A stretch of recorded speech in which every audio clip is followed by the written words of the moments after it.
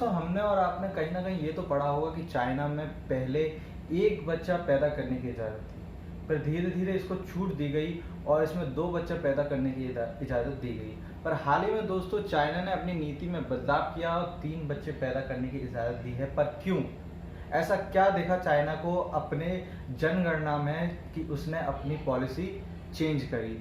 पहले दोस्तों इनकी हुआ करती थी एक संतान नीति यानी वन चाइल्ड पॉलिसी, फिर इनने करी टू चाइल्ड पॉलिसी, अब ये करने जा रहे हैं थ्री चाइल्ड पॉलिसी। पूरे डिटेल में देखेंगे इन तीनों पॉलिसीज के बारे में।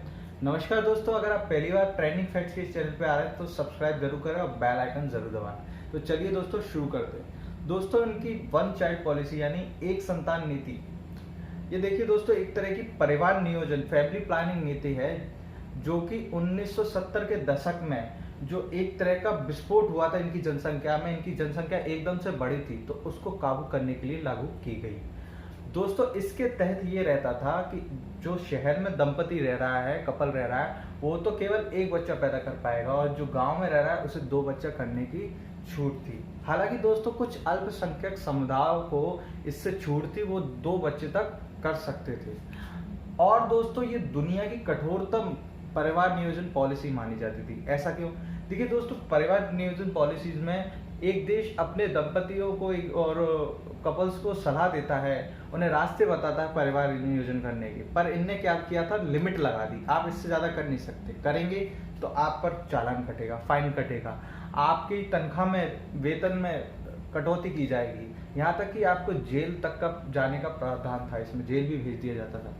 दोस्तों इसकी शुरुआत की गई थी 1978 में, बट जोरों शोरों से हर राज्य में उनने 1990 में लागू की थी। अब 2009 में दोस्तों चाइना को लगता है कि उनका जो लिंग अनुपात है आबादी का वो बिगड़ता है, तो उनने एक छोटी सी ढील दी अपनी इस पॉलिसी में। क्या दी दोस्तों? अगर एक महिला अपने पेरेंट्स के यानी अपने माँ बाप के इकलौती संतान है और एक पुरुष अपने माँ बाप के इकलौती संतान है, और अगर वो दोनों शादी करते हैं तो उन दोनों को हक था कि वो दो बच्चे पैदा कर सकते हैं, यानी दो बच्चे तक पैदा कर सकते हैं। ठीक है दोस्तों, अब इसकी इजाजत मिल गई। हान चीनी जो एक समुदाय था उनको भी दो बच्चे पैदा करने की इजाजत थी।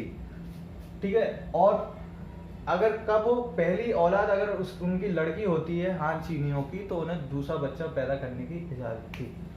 अब जो दंपति सोशल मेंटेनेंस टैक्स, एक तरह का फाइन है ये, वो दे पा रहे हैं, शहर में कोई अमीर है फाइन दे पा रहा है, टैक्स दे पा रहा है, तो वो भी एक से ज्यादा बच्चे कर पाता था। फिर चाइना ने एक और छूट दी। उनने क्या छूट दी?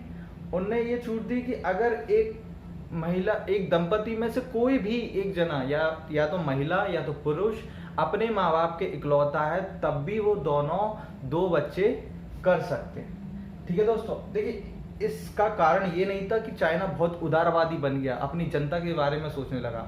इसकी एक अनुमान था जो 2013 में निकल कर आया था कि 2035 तक इनकी 20% आबादी 65 वर्ष के ऊपर होने वाली है। तो इसीलिए अपनी दो संतान नीति इन्होंने 1 जनवरी 2016 से लागू कर दी थी।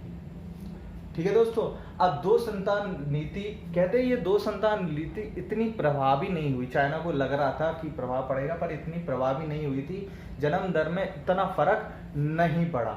तो हाल ही में इनका एक जनगणना का क्या है डाटा निकल कर आया है, जानकारी निकल कर आई है चाइना की 2020 की, कि 1960 के बाद चाइना में जो जन्म दर है वो सबसे कम है। 2020 में 12 मिलियन बच्चे पैदा हुए इनके, और इनकी जो जन्म दर रही वो 1.3, यानी एक दंपति पे लगभग 1.3 एवरेज, औसतन 1.3 बच्चे पैदा हुए, जो कि काफी कम है। इससे होता ये है, एक तो इनकी जनसंख्या बूढ़ी होती जा रही है, 65 वर्ष से ऊपर होती जा रही है। इन्हें वर्क फोर्स चाहिए, कार्यकुशल लोग चाहिए, यंग पीपल चाहिए, क्योंकि इनका ड्रीम ही है मिलिट्री पावर को एक्सपेंड करना और फाइनेंशियल इकोनॉमिक पावर को एक्सपेंड करना। तो इसीलिए उन्होंने क्या किया, ये 3 संतान नीति लागू कर दी। इनकी जो 3 संतान नीति है दोस्तों पंचवर्षीय है, यानी 5 साल के लिए ये लागू हुई है। दोस्तों एक बात ये भी कहा जा रहा था कि अगर कुछ ऐसे कदम नहीं उठाए जाते तो 2050 तक 1/3 चाइना की जो आबादी थी वो वृद्ध होने वाली थी। तो इसीलिए ये कुछ स्टेप उठाए गए। तो दोस्तों ये थी जानकारी एक संतान पॉलिसी, दो संतान पॉलिसी और तीन संतान पॉलिसी के बारे में। आपको कैसे लगी कमेंट करके जरूर बताएं, लाइक करें, शेयर करें। दोस्तों मिलते हैं अगले वीडियो में, तब तक के लिए धन्यवाद।